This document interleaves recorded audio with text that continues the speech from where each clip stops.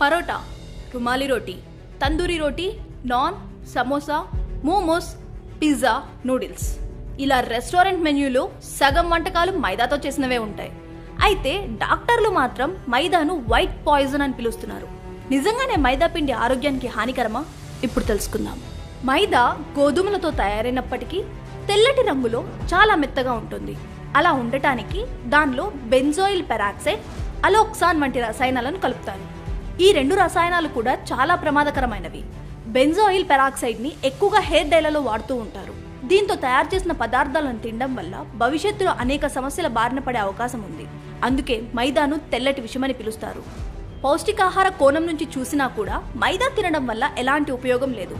దీన్ని ప్రాసెస్ చేసి తయారు చేస్తారు కాబట్టి ఫైబర్, విటమిన్లు, ఖనిజాలు వంటివి ఏవి దీనిలో ఉండవు. కార్బోహైడ్రేట్లు అధికంగా ఉండి ప్రోటీన్లు చాలా తక్కువగా ఉంటాయి. అందుకే మైదాతో చేసిన ఆహారాలు తినగానే రక్తంలో చక్కెర స్థాయిలు పెరుగుతాయి. ఇది రోగనిరోధక శక్తిపై ప్రత్యక్షంగానే ప్రభావం చూపిస్తుంది. మైదాను ఎక్కువగా తినడం వల్ల మెదడు ప్రభావితం అయ్యి ఆలోచించే సామర్థ్యం, అర్థం చేసుకునే శక్తి, జ్ఞాపక శక్తి తగ్గిపోతాయి. ఎముకలు బలహీనపడతాయి. మైదాతో మధుమేహం, అధిక రక్తపోటు, ఊబకాయం, గుండె జబ్బులు వచ్చే అవకాశం కూడా పెరుగుతుంది. మనం తిన్న ఆహారం జీర్ణం కావాలంటే అందులో తప్పనిసరిగా ఎంతో కొంత పీచు పదార్థం ఉండాలి. కానీ మైదాలో పీచు పదార్థం ఉండదు. కాబట్టి మైదా త్వరగా జీర్ణం కాదు. ఈ పిండిని గోడలకు పోస్టర్లను అంటించడానికి ఎక్కువగా ఉపయోగిస్తారు. ఎందుకంటే అందులోని జిగురు పోస్టర్లు గోడకు గట్టిగా అంటుకునేలా చేస్తుంది.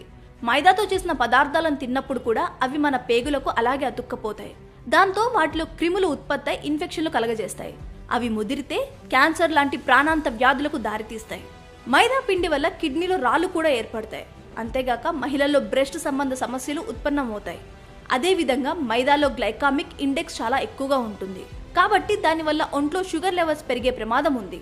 కాబట్టి మైదాను పూర్తిగా మానేయడమే మంచిది.